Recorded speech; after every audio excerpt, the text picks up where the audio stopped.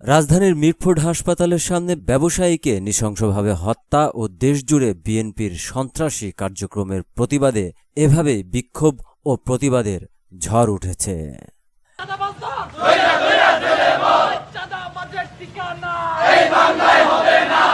ব্যবসায়ী সোহাগকে প্রকাশ্যে পৈশাচিক নির্যাতনের মাধ্যমে হত্যার ঘটনার পর দেশজুড়ে নেমে এসেছে এক আবেগঘন ক্ষোভের বিস্ফোরণ।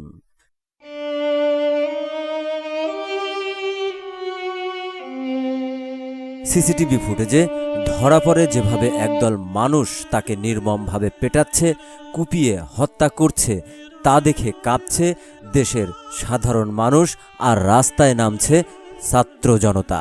এই ঘটনার সিসিটিভি ফুটেজ ভাইরাল হতেই পুরো দেশ যেন স্তব্ধ হয়ে গেছে।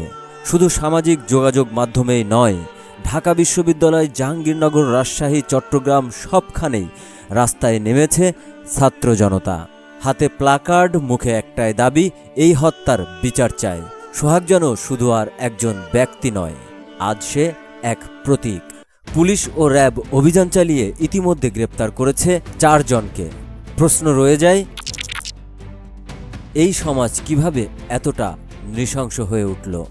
সোহাগ আর ফিরে আসবে না, কিন্তু এই প্রতিবাদ যদি সমাজকে না জাগায়, তাহলে হয়তো আমরা সবাই ধীরে ধীরে এক একজন সোহাগ হয়ে যাব।